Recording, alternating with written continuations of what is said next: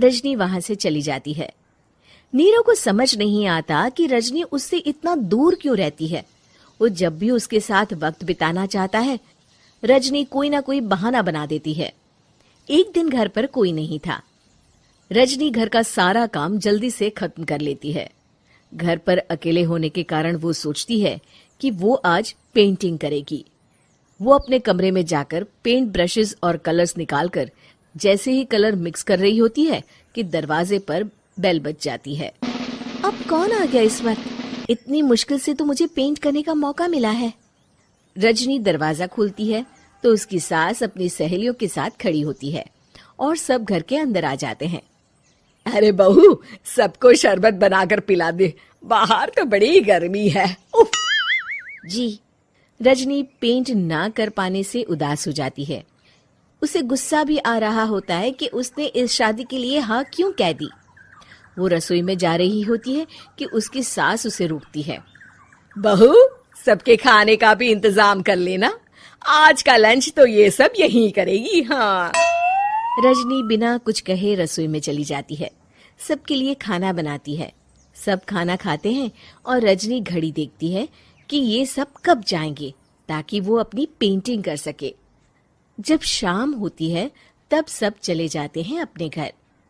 अरे बहू, सब तेरे खाने की तो बहुत तारीफ कर रहे थे, सबको बहुत अच्छा लगा खाना। आपको मुझे सुबह बताना चाहिए था ना कि आपकी सहेलियां आ रही हैं। पता भी है कितना वक्त लगा सारा खाना बनाने में। अरे बहू, तू ऐसे कैसे बात कर रही है मुझसे? तो और कैसे बात करूं? मैं इस घर की कोई नौकरानी नहीं हूं कि इतना काम करूंगी।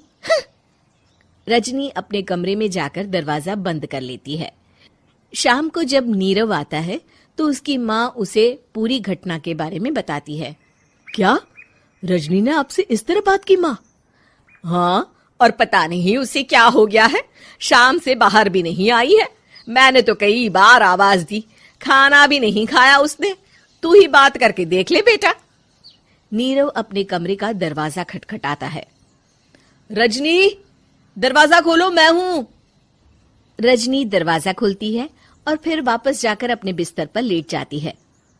रजनी, माँ से बात करने का ये क्या तरीका है? मैंने कोई गलत बात नहीं की है। अरे तुम क्यों ऐसे बर्ताव कर रही हो सबके साथ? क्या तुम इस शादी से खुश नहीं हो? रजनी कुछ नहीं बोलती। अरे बताओ मुझे रजनी, क्या ये शादी तुम्हारी मर्जी के खिलाफ हुई है? हाँ, मैं ये शादी कभी नहीं करना चाहती थी। तुमसे क्या, मैं किसी से भी शादी नहीं करना चाहती थी। रजनी रोने लगती है। चुप हो जाओ रजनी, बताओ मुझे, तुम क्यों नहीं करना चाहती थी शादी? रजनी बेड के नीचे से अपने पेंटिंग्स, कलर्स, ब्रश, पेपर्स निकालती है। इतने में उसकी सास भी कमरे में आ जाती है। ये देख रहे हो, ये थे मेरे सपने। मैं पेंटर बनना चाहती थी, पर माँ पापा ने कभी सपोर्ट नहीं किया और मेरी शादी करवा दी। मेरे सारे सपने टूट गए। हर वक्त बस गुस्सा आता रहता है मुझे। मैं जानती हूँ कि आप लोगों की इसमें कोई गलती नहीं है, पर मैं क्या करूं, मुझे समझ में नहीं आता।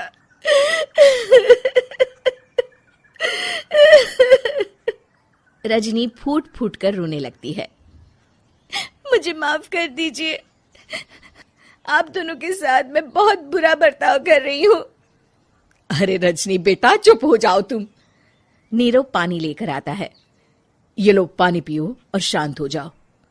रजनी पानी पीती है और उसकी सास पेंटिंग्स देख रही होती है। अरे नीरव, हमें तो पता ही नहीं था कि हमारी बहू कलाकार है। अरे कितनी अच्छी पेंटिंग्स बनाई है, देखो तो। ये वाली तो मैं अपने कमरे में ले जाऊंगी।